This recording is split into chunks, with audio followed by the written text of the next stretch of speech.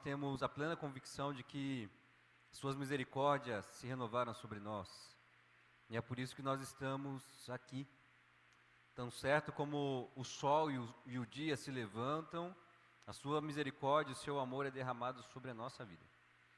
Nós pedimos iluminação nessa manhã, para que nós possamos compreender e sermos impactados pela sua palavra, para que não sejamos apenas informados essa manhã, mas que sejamos transformados pela sua palavra que é viva. Em nome de Jesus. Amém. Então, pessoal, hoje, finalmente, nós vamos dar início ao nosso estudo no livro de Atos. Tá? Nós vamos estudar ao longo dos próximos domingos, dos próximos meses, o livro de Atos.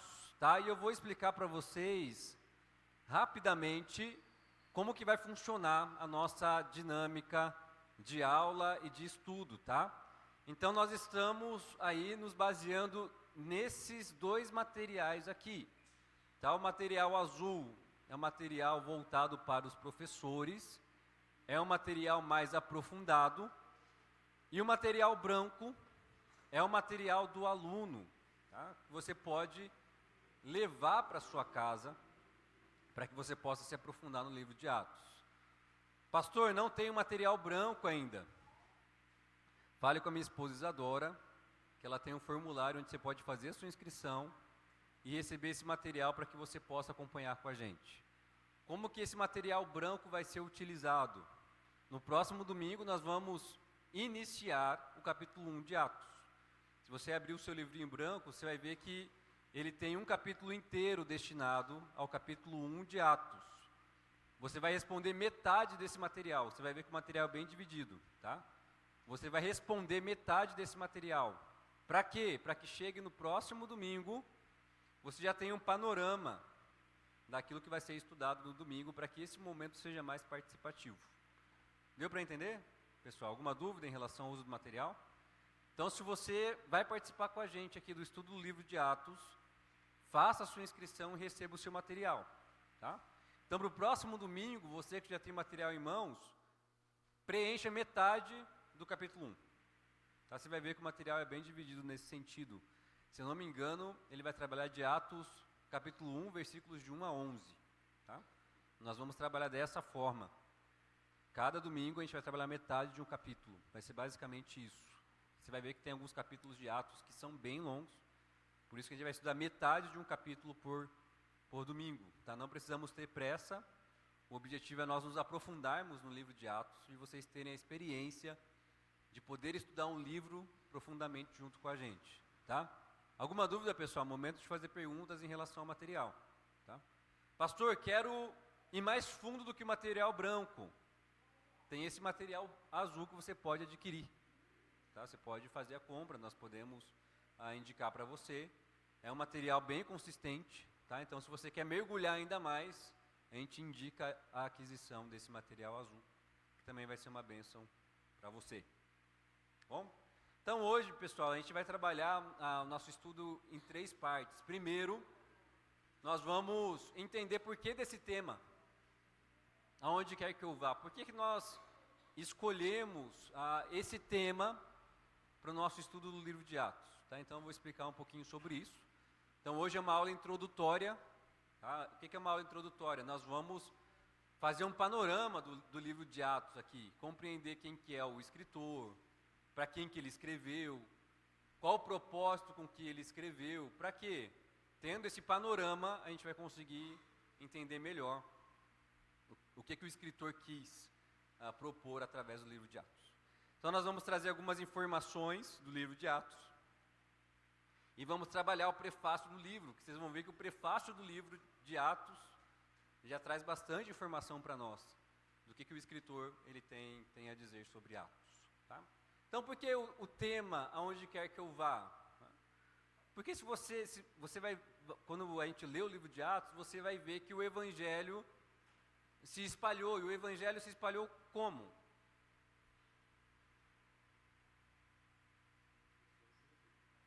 Enquanto as pessoas iam, elas compartilhavam o Evangelho de Jesus. Tá? Por isso o tema, onde quer que eu vá, porque aonde quer que eu e você formos, nós anunciamos e compartilhamos o Evangelho de Cristo Jesus, tá? Então veja só, gente, isso aqui é fundamental para a nossa compreensão, tá? Engana-se quem pensa que o Evangelho se espalhou apenas por causa dos apóstolos. Isso é um engano.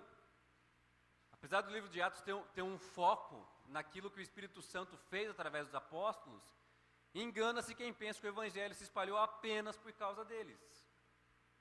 Não sei se você já percebeu que algumas cartas que o apóstolo Paulo escreve, por exemplo, a carta aos Romanos, ninguém sabe quem plantou a igreja de Romanos, não foi o apóstolo Paulo. Não foi o apóstolo Pedro. Quem plantou a igreja que estava em Roma? Os discípulos de Jesus, que estavam espalhados ao redor do mundo e plantaram igrejas. Então veja só, o Evangelho não se difundiu simplesmente por causa do ministério dos apóstolos. Sabe como a fé cristã se espalhou?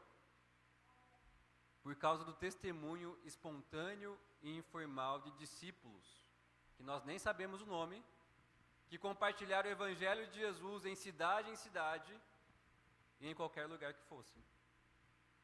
Então todos aqueles que se renderam ao Evangelho de Jesus em Atos, sabe o que eles compreenderam? Onde quer que eu vá, eu preciso compartilhar esse Evangelho. Onde eu estiver, eu preciso compartilhar esse Evangelho. Não significa o quê? Na escola, eu vou compartilhar o Evangelho. No meu trabalho, eu vou compartilhar o Evangelho. Nos meus entretenimentos, nos esportes que eu faço, eu vou compartilhar o Evangelho. Porque aonde quer que eu vá, eu faço discípulos. Tá? Então, como que o Evangelho se espalhou, principalmente do testemunho espontâneo e informal dos discípulos de Jesus?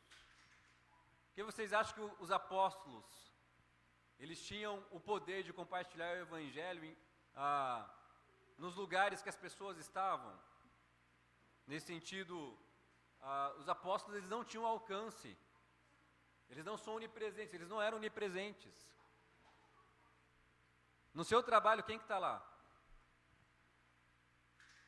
Você, não é? Lá não é o lugar que o pastor alcança, onde o pastor vai, mas você está lá, não é? Na sua academia, onde você pratica aí a malhação, quem que está lá? Você está lá. Quem que é responsável por pregar o Evangelho lá?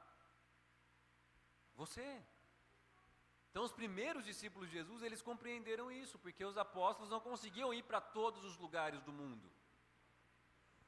Mas os discípulos de Jesus, sim. Pode fazer, né?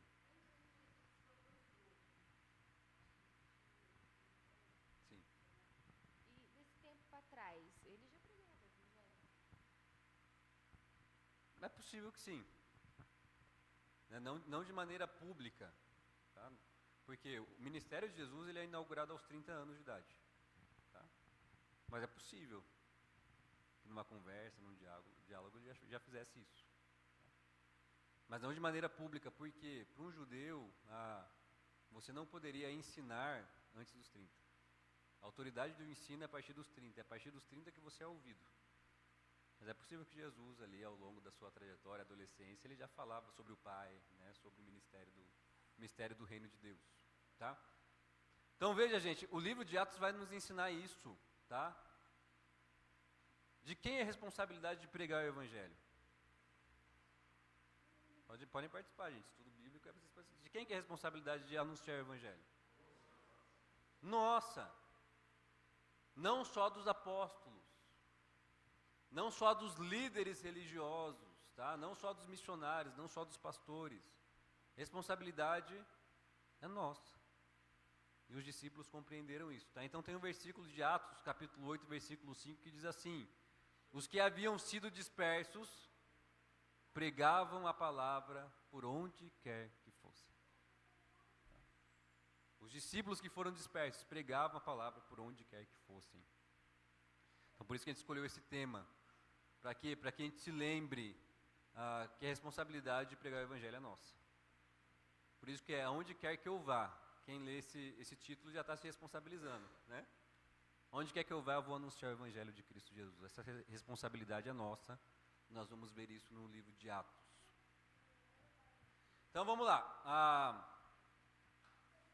O livro de Atos, então, algumas informações aqui que são importantes para a gente. O livro de Atos é uma extensão do Evangelho de Lucas. Tá? É como se o livro de Atos fosse o volume 2 do Evangelho de Lucas. Então, quando você for ler Atos, lembre-se, existe um volume antes. Existe o Evangelho de Lucas. É igual aí para quem já leu Crepúsculo, né? O Crepúsculo é o primeiro livro. Qual que é o segundo livro? Lua Nova é o segundo livro. Você não vai entender Lua Nova sem ler o Crepúsculo, né? Ou o Senhor dos Anéis, né? Se você começar lendo o Senhor dos Anéis a partir das Duas Torres, você vai perder o que aconteceu no volume 1 ali da Sociedade do Anel, tá? Então o livro de Atos é o volume 2 da obra de Lucas, tá? Primeiro volume é o Evangelho que ele escreve, tá? Então Lucas ele tinha isso em mente, tá? Ele tinha em mente que Atos era uma continuidade do Evangelho que ele escreveu. Então o objetivo principal do Evangelho de Lucas é ensinar à igreja quem foi Jesus e o que ele realizou.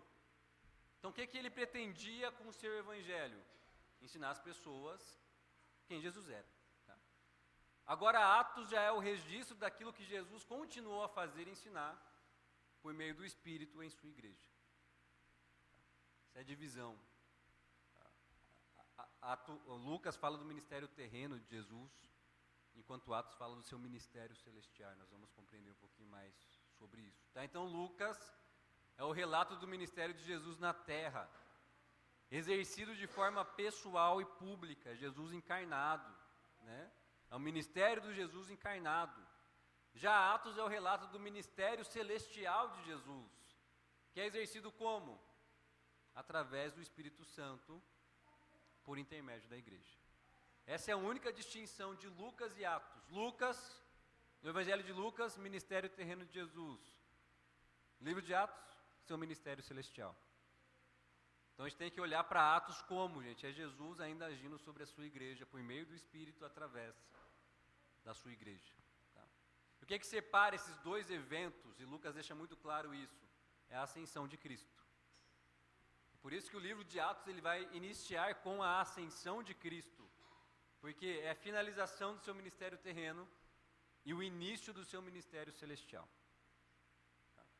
Para vocês terem uma ideia do que separa esses dois volumes. O que é curioso, porque todas as religiões falam daquilo que os seus líderes principais fizeram. Né? Então, o budismo, né? Vai falar que o ministério de Buda se concluiu aqui já, na Terra. Só que o Evangelho vai dizer o contrário. O ministério terreno de Jesus foi apenas o início do seu ministério, foi apenas o começo. Porque o ministério principal de Jesus é o seu ministério celestial, aquilo que ele continua fazendo no céu. Aquilo que ele fez na Terra não foi a conclusão, foi apenas o início do seu ministério, da sua ação. Então, sendo assim, gente, a gente chama o livro de Atos como Atos dos Apóstolos. Mas o título mais correto para esse livro seria esse aqui, ó. As palavras e obras de Jesus que continuam através do seu Espírito por intermédio dos apóstolos. Mas ficaria muito grande para colocar na Bíblia, não ficaria? Então, Atos dos Apóstolos é um resumo, tá? Porque o livro de Atos, vocês vão ver que não é simplesmente os atos dos apóstolos. Tudo aquilo que eles fizeram por intermédio do Espírito Santo. Mas o Espírito Santo é de quem? É o Espírito de Cristo. Isso é muito legal sobre a teologia do Espírito Santo. O Espírito Santo, no livro de Atos, é o Espírito do próprio Cristo agindo na igreja. Por isso, esse é o melhor título para o livro de Atos. As palavras e obras de Jesus, que continuam através do seu Espírito por intermédio dos apóstolos. Então, você tem que enxergar o livro de Atos como ministério de Jesus. É Jesus agindo. Ele não subiu aos céus e fica falando, não, agora é minha folga, tô de férias, né, vou descansar aqui agora ao lado do meu Pai, né? O Espírito Santo que se vire agora com a igreja. Não, é o Espírito de Cristo. Jesus continua agindo na sua igreja por meio do Espírito que é dele, através de homens e mulheres como eu e você. Ficou claro isso, gente? Uma pergunta? Tá tranquilo? Podem perguntar se quiserem, hein? Fica à vontade, estudo bíblico, tá? Sei que está frio, né? Você não quer falar, você quer ficar encolhidinho aí, mas pode interromper a qualquer momento, tá? Então enxergue o livro de Atos como ministério de Jesus, por meio do seu Espírito Santo, tá? Então vamos lá para o prefácio do livro de Atos. Então no capítulo 1 de Atos, quando nós lemos o capítulo 1, Lucas, ele vai mencionar o primeiro volume da sua obra. Alguém consegue ler aí o versículos 1 e 2? Quem tem a vista boa aí, se quiser abrir na Bíblia, existe ainda, pessoal, Bíblia de papel, no celular. Atos 1, versículos 1 e 2, alguém se propõe a ler para nós, por favor?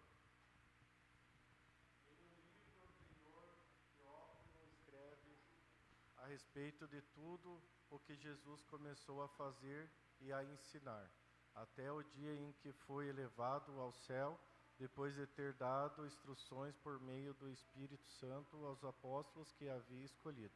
Show de bola. Então, o que Lucas está falando aqui, nos primeiros 2 versículos de Atos? Em meu livro anterior, qual que é o livro anterior que ele está falando? O Evangelho de Lucas, tá? Então, ele já está deixando claro, peraí, existe uma obra número 1, tá?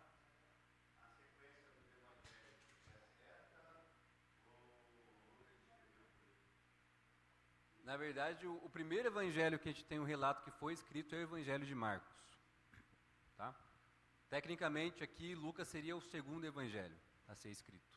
O último evangelho a ser escrito é o Evangelho de João, tá? Por que o livro de Marcos é o primeiro evangelho a ser escrito? Porque existe uma regra, quando a gente fala sobre interpretação bíblica, exegese, sobre manuscrito. O manuscrito mais simples, mais conciso, ele geralmente é o mais antigo. Geralmente é o mais antigo. Tá?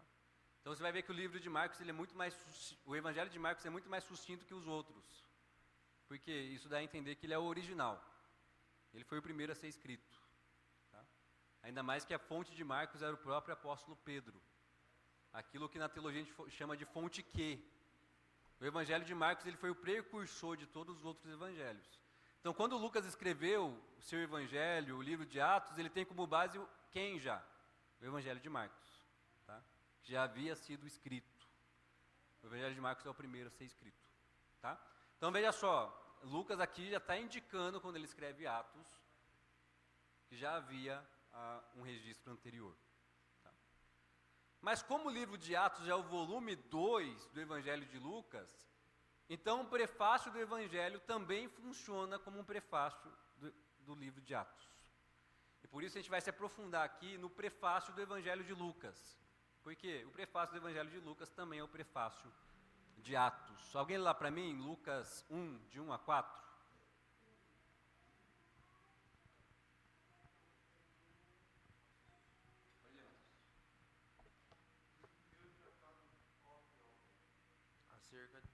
Acerca de Jesus começou. Tudo que Jesus começou, não só a fazer, mas a ensinar, até ao dia em que foi recebido em cima, depois de ter dado mandamentos. Pelo Mateus, Espírito, Lucas. Lucas. Lucas 1, de 1 a 4. O de Atos a gente já leu.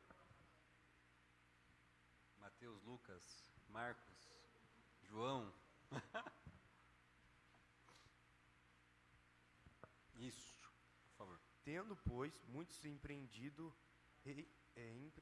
por em ordem a narração dos fatos que entre nós se cumpriram, segundo os transmitiram os mesmos que os presenciaram desde o princípio e foram ministros da palavra. Pareceu-me também a mim conveniente descrevê-los a ti, ó excelentíssimo Teófilo, por sua ordem, havendo-me já informado minuciosamente de tudo desde o princípio, para que conheças a certeza das coisas de que já estás informado. Maravilha, perfeito. Então veja só o que Lucas está dizendo aqui, tá? Muitos já se dedicaram a elaborar um relato dos fatos que se cumpriram entre nós. Quando Lucas está dizendo isso, o que ele tem em mente? Que alguém já escreveu um evangelho. Ele não é o primeiro a fazer isso. Olha o que o prefácio está dizendo. Muitos já se dedicaram a elaborar um relato dos fatos que se cumpriram entre nós. Então Lucas está dizendo, eu não sou o primeiro a fazer isso. Tá? Eu vou fazer de uma maneira um pouquinho diferente do que os outros fizeram, mas alguns já se dedicaram a fazer isso. Então quando ele fala isso, ele tem em mente quem aqui? Marcos. Marcos já havia escrito o seu evangelho. E o que é legal, Lucas conhecia Marcos. Muito provavelmente ele não só apenas se baseou no seu evangelho, ele trocou ideia com João Marcos. O João Marcos que a gente conversou no domingo passado, vocês se lembram? Pregação? A gente conversou sobre João Marcos, né, o fracassado, que acabou escrevendo o evangelho de Cristo Jesus, porque é isso que Jesus faz com gente falha e fracassada. Né? Ele transforma como instrumentos poderosos em suas mãos. Tá? Então, Lucas já tinha o quê? Uma fonte aqui. Marcos escreveu o evangelho. Eu conheço Marcos, eu vou me consultar com ele. Eu vou conversar com ele, eu vou ler o seu evangelho para me basear no evangelho que eu quero escrever. Tá? Então, muitos já se dedicaram a elaborar um relato dos fatos. Tá bom, quem escreveu o livro de Atos, então, já dei várias dicas aqui. Lucas, beleza? Sem nenhum segredo, tá? Tanto o evangelho de Lucas como o livro de Atos são de autoria de Lucas. E quando a gente vai lendo as cartas que o apóstolo Paulo escreve, nós descobrimos que Lucas era o quê? Médico, tá? Lucas era um médico amado, tá? Ele era parceiro das viagens missionárias junto com o apóstolo Paulo. Por isso, em alguns momentos em Atos, isso é muito legal. Acho que já vou citar no próximo slide, mas já vou adiantar aqui. A partir do capítulo 16 de Atos, você vai ver que o texto começa a ficar na primeira pessoa do plural. Nós fomos, nós fizemos, nós realizamos, porque é Lucas se incluindo na história. Tá? Porque muitas coisas que ele registrou aqui, ele participou, ele viu, ele testemunhou. Tá? Então, por ele ser médico, gente, justifica-se porque o texto grego de sua autoria é mais refinado. E existe isso quando a gente vai estudar os textos originais. Você vai ver que existe uma diferença de linguagem drástica entre os evangelhos, entre os autores dos evangelhos. E por que isso? Porque Deus utiliza aqueles que escrevem a partir das suas habilidades. As nossas habilidades não são anuladas quando nós somos usados por Deus. Deus nos usa a partir das nossas capacidades. Então você vai ver que o grego de Lucas é muito melhor que o grego de Marcos. É como a gente pegar um doutor em letras e comparar com alguém que está fazendo uma graduação em engenharia. Qual português que vai ser melhor? O doutor de letras. Tá? O mesmo acontece com os escritos bíblicos. Você vai ver que o grego de alguns é melhor do que o grego de outros. Tá? Porque Deus não anula as nossas capacidades, Ele age a partir das nossas capacidades. Tá? Então, o grego de Lucas ele é muito melhor do que os demais, né? Visto a sua formação, visto ele ser médico no seu tempo. Tá? Lucas era judeu? O que Lucas era? Muito provavelmente ele era grego. E aí também se justifica ainda mais por que o grego dele é melhor, porque ele era grego. Tá? João, o apóstolo, era judeu. Tinha mais familiaridade com o hebraico do que com o grego. Né? Não tem esse relato. Tá? Mas muito provavelmente foi através do ministério do apóstolo Paulo. Tá? E por isso eles se tornam companheiros de viagem. Né? Então, por exemplo, Timóteo é alguém que se converte através do ministério do apóstolo Paulo. Isso também se torna parceiro dele. Então é possível que Lucas tenha se convertido em alguma viagem missionária que Paulo empreendeu. E se tornou parceiro dele. Lucas, possivelmente. Exatamente. E isso que o Paulo Henrique citou é importante, porque apesar de, por exemplo, alguns personagens que nós vemos em Atos serem gentios, para quem que os apóstolos pregavam primeiro quando eles iam para outras nações? Para os judeus. Essa foi a orientação de Jesus. Sempre pregue primeiro para os judeus. Então, nas sinagogas judaicas, havia lá gentios que de nacionalidade grega, mas que eram judeus de sangue. É possível que isso tenha acontecido também. Tá? Então aqui, gente, aqui é o legal dessa introdução de Atos, que aqui a gente está vendo as curiosidades, tá? São as fanfics aqui, tá? Estudo bíblico é isso. O momento da gente ter essas informações é agora, no estudo bíblico, tá? Então fique à vontade para perguntar, tá? Então, como eu disse, a partir do capítulo 16 de Atos, nós vemos que o autor se identifica na primeira pessoa do plural, né? E curioso, o nome de Lucas nunca é mencionado no livro de Atos. Mas sabemos que através das cartas que Paulo escreve, ele acompanhou Paulo em suas viagens, o que é uma forte evidência da sua autoria. Porque, geralmente, nas narrativas, o autor nunca se identifica. Por exemplo, João, ele se identifica no seu evangelho?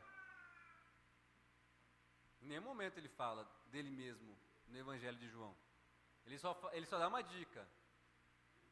Aquele que o Senhor amava. Mas nas narrativas ele nunca se inclui. O que isso evidencia? Que ele escreveu o evangelho. Ele nunca se inclui, ele nunca coloca o seu nome. Tá? O mesmo acontece com Lucas, ele nunca coloca o seu nome. Mas subentende-se que ele já estava nas viagens junto com Paulo. Tá? Por não se identificar, a gente sabe, só pode ter sido Lucas que escreveu isso aqui. Tá? Então vamos lá para o destinatário, né? Para quem que Lucas escreve o livro de Atos? Teófilo, tá? Os dois Paulos responderam aqui, os Paulos estão alinhados, tá? Então Paulo escreve o livro de Atos e o evangelho de Lucas para um homem chamado Teófilo. Pergunta que não quer calar, quem que era Teófilo, cara? Sobrinho de Paulo? Será? Quem que era Teófilo? Mais algum palpite? Um judeu? Rico? E aí, Cris? Sobrinho de Paulo?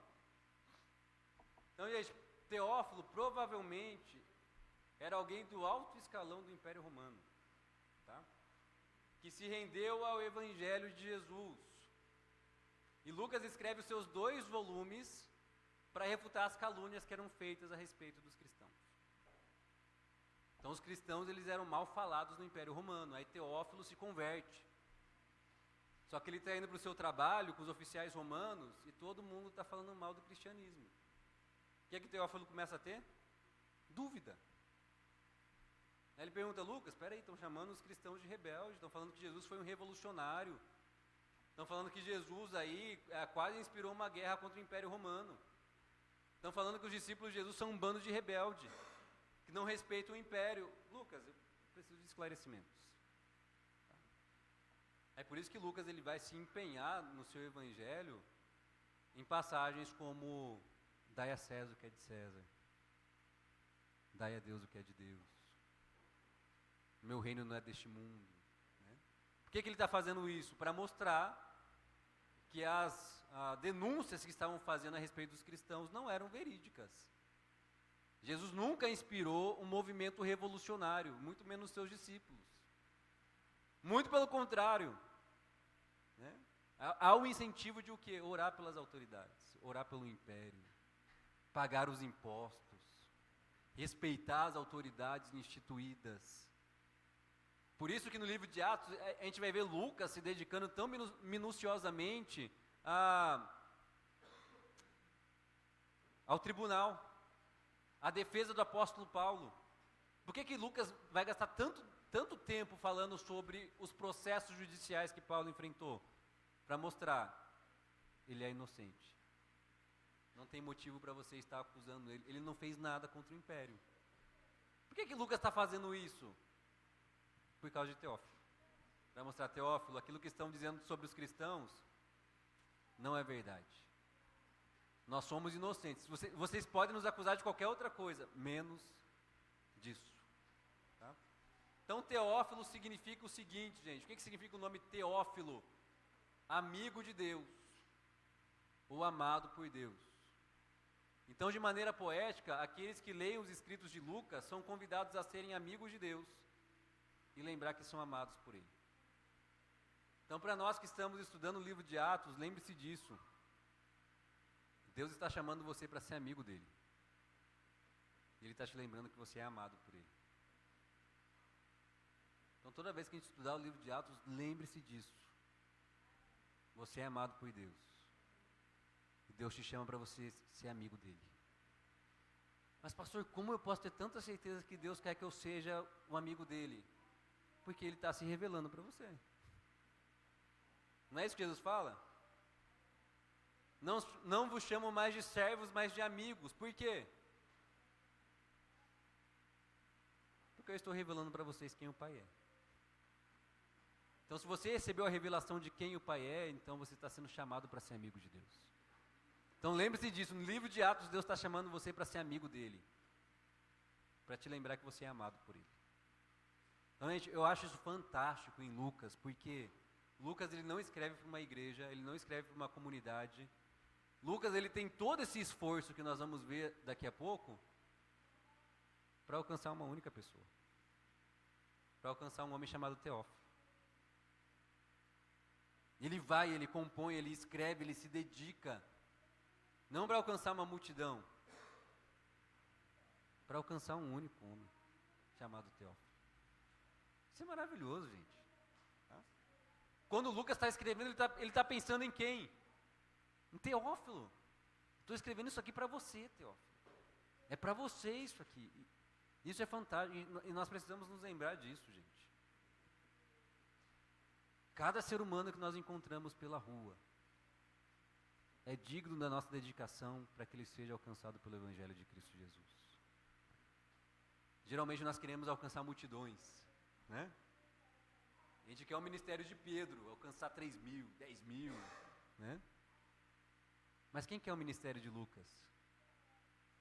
Se dedicar arduamente para alcançar uma única pessoa. Mas sabe o que Lucas tinha consciência? Uma única pessoa já vale mais do que o mundo inteiro. E por isso que Lucas se dedica tanto. Por isso que ele se entrega tanto nesses escritos. Para quê? Para alcançar Teófilo. Mas claro que nas mãos de Deus, ele continua alcançando pessoas do mundo inteiro através do evangelho que Lucas escreveu. Mas quem Lucas tem em mente? Teófilo. É para você, Teófilo, essa carta aqui. Então lembre-se disso, gente. Cada pessoa que nós encontramos é digna da nossa dedicação para que chegue ao conhecimento do evangelho de Cristo Jesus. Os esforços não são em vão. Mesmo que seja para alcançar uma única pessoa, já terá valido a pena todos os nossos esforços. Então vamos lá, o propósito dessa carta, tá? Então qual que é o propósito pelo qual Lucas escreve essa carta? Teófilo, para que você tenha certeza das coisas que te foram ensinadas. Gente, isso aqui é muito legal. Teófilo já conhecia o Evangelho, mas ele ainda não tinha certeza disso. Então, gente, o primeiro propósito dos livros que Lucas escreveu é elaborar um relato dos fatos que se cumpriram entre nós. Então, como que Lucas encara os seus escritos? Ele está falando, tudo aquilo que Deus prometeu há milhares de anos atrás, agora ele cumpriu em Jesus. Agora ele está cumprindo por meio do seu Espírito Santo. Ou seja, Lucas encara os seus escritos como cumprimento do Antigo Testamento. E por isso no Evangelho de Lucas e no livro de Atos, você sempre vai ver uma frase. Se cumpriu como fora sido dito pelos profetas.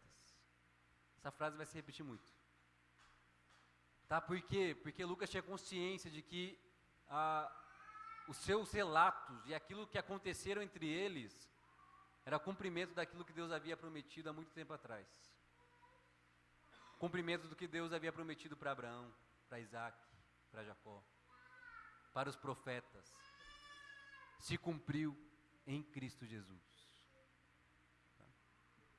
Então você vai ver que no livro de Atos a igreja está reunida em torno do quê?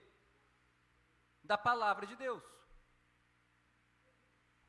A igreja primitiva, como nós dizemos, né, no início dos primeiros séculos, ela se reunia ao redor do quê? Da palavra de Deus. É sempre cumpriu-se o que foi dito pela boca de Deus, pela palavra de Deus, pela boca dos profetas, porque a igreja se reunia em torno da palavra de Deus. Então, gente, no Evangelho de Lucas e Atos, nós vemos que Jesus é o cumprimento de todas as promessas do Antigo Testamento. Em suma, toda a Escritura fala sobre Jesus. É isso que ele vai falar para os fariseus, né? Vocês leem as Escrituras procurando nelas vida eterna. Mas as Escrituras falam de quem? Elas falam de mim, elas falam de Jesus. Tá? Então é possível que você possa cometer o seguinte erro. Você pode ler a sua Bíblia e nunca encontrar Jesus. E é possível que isso aconteça. Os fariseus, eles liam a Bíblia, mas não encontraram Jesus. E você pode ler a sua Bíblia também e nunca encontrar Jesus. Se você não tiver a consciência de que o objetivo da Escritura é falar de Jesus, é falar sobre Ele, porque toda a Escritura fala dele. É por isso que nós afirmamos, não existem mais revelações sobrenaturais de Deus. Porque quem quer a plenitude da revelação de Deus? Jesus Cristo. O que é plenitude? O que é plenitude? Ele é o completo, né? Completo. Tá? Jesus é o que? A completude da revelação de Deus. Por isso que o apóstolo Paulo ele vai dizer, se vier alguém para vocês pregar outro evangelho, que seja amaldiçoado, porque Jesus é a plenitude, a completude da revelação de Deus. Se você quer mais do que isso, se você quer mais do que Jesus, você já está pecando. Porque Ele é a plenitude da revelação de Deus. O objetivo da palavra é o que? Falar sobre Ele. Quais eram os objetivos das profecias do Antigo Testamento? Falar sobre Jesus. Então a igreja estava centrada ao redor da palavra, que é o mesmo que dizer, centrada ao redor de Jesus. Isso é uma igreja saudável. O que uma igreja saudável faz? Se reúne ao redor da palavra. Buscando quem, gente? Jesus. Tá? Então, sempre que encontramos uma igreja fiel, vemos que ela é profundamente arraigada nas Escrituras. Você quer saber se uma igreja é fiel? É uma igreja que está profundamente enraizada na palavra de Deus, na revelação de Deus. Isso é uma igreja fiel. Tá? Então, propósito, né? Lucas, ele é uma espécie de jornalista, gente. Tá? Então, ele investiga pessoalmente todos os fatos. Ele consulta as testemunhas oculares dos fatos que ocorreram. Então, você pode imaginar Lucas aqui indo entrevistar Maria. Então, o relato que ele escreve, e por isso que o relato do nascimento de Jesus é tão detalhado no Evangelho de Lucas. Por quê? Com quem que ele conversou? Maria, me conta como foi essa história. Então, você pode imaginar Lucas escrevendo a partir da ótica de Maria. Pedro, me conta aí, cara, como que foi essa loucura de caminhar com Jesus? E Pedro foi contando para ele. Ele foi investigando todas as testemunhas oculares, ele foi ouvindo. Uma espécie de jornalista, tomando nota. Pedro falando, ele ali, ó, tomando nota, né? Paulo falando, ele tomando nota. Maria falando, ele tomando nota. Os apóstolos falando, e ele tomando nota. Lucas, ele faz isso. Ele vai atrás das testemunhas oculares, ele vai atrás daqueles que viram Jesus ressuscitado. Então, todos aqueles, pessoal, que falam que o evangelho é uma mentira, lembre-se que mais de 500 pessoas testemunharam que ele estava vivo. É testemunha para mais de metro, não é? Não foi uma testemunha, não foram duas, não foram 12 que seria suspeito. Mais de 500 pessoas testemunharam que Jesus estava vivo. E Lucas foi investigar essas pessoas, foi atrás dessas pessoas, tá? Mas tudo isso com qual propósito? Teófilo, estou fazendo todo esse trabalho para que você tenha certeza. Que a fé que nós cremos não é uma invenção. O que nós cremos, pessoal, não é um mito, não é uma fábula. Sabe o que Lucas chama? Fato. Tudo que aconteceu entre nós foi um fato. É real aquilo que nós cremos. É real aquilo que você crê. Teófilo, tenha certeza disso. Aconteceu. É verdadeiro. Ele vive. Isso muda tudo, cara. Isso muda tudo, né? Então Jesus não quer que você apenas creia cegamente nele. Jesus quer que você tenha certeza disso. Por quê? É verdade o que aconteceu. É verdade a ressurreição de Jesus, pessoal. É verdade que ele subiu aos céus. E por isso que a primeira coisa que Lucas relata em Atos é o quê? Ele subiu aos céus. E aí o pessoal fica olhando para ele subindo igual uns tapados. Ele subiu, é verdade. O que você crê é verdade. O que isso muda na sua vida? Tudo. Tudo muda, porque é real. É real, é verídico isso aqui. Então veja só, né, que não sou eu que estou dizendo isso, tá? Todo mundo acha que a Universidade de Oxford é uma excelente universidade, não é? Renomada ao redor do mundo, tá? Então tem esse homem aí, que eu não vou arriscar falar o nome, tá? Mas ele é um historiador greco-romano profissional, então o bichão é brabo. Sabe o que ele diz? No caso de Atos, a confirmação da sua veracidade histórica é esmagadora. Um especialista, lendo o relato de Lucas, fala, não tem como isso ser migué. Não tem como isso ser mentira. É esmagadora a evidência histórica de tudo que ele escreve. Qualquer tentativa de rejeitar sua veracidade histórica básica, mesmo em relação a detalhes, deve agora parecer absurda. O que esse cara está dizendo? É absurdo quem diz que não é histórico isso aqui. Historiadores romanos há muito já haviam aceitado o escrito de Lucas como autêntico. Teófilo, estou escrevendo para que você tenha certeza dos fatos que ocorreram. Jesus ressuscitou, Ele está vivo, Ele subiu aos céus. Todos os sinais que nós vimos são verdadeiros. Você pode ter certeza disso. Então todos aqueles que falarem para você que a Bíblia é uma invenção humana, você fala, meu amigo, você precisa estudar um pouquinho mais, só um pouquinho mais. Se você estudar um pouquinho mais, você já vai mudar de ideia, porque é esmagadora a evidência de tudo que Jesus fez, de tudo que Ele realizou. É esmagadora a evidência de que Ele ressuscitou e está vivo, e Ele subiu aos céus, para que você possa ter a certeza de que Ele também vai voltar. Teófilo, estou escrevendo para você, para que você tenha certeza disso. Tá? Então, em Atos, nós veremos o cumprimento da promessa do Espírito Santo, que mobiliza a igreja para a missão. Então, você vai ver que o Espírito Santo está sempre empurrando a igreja para fora das quatro paredes.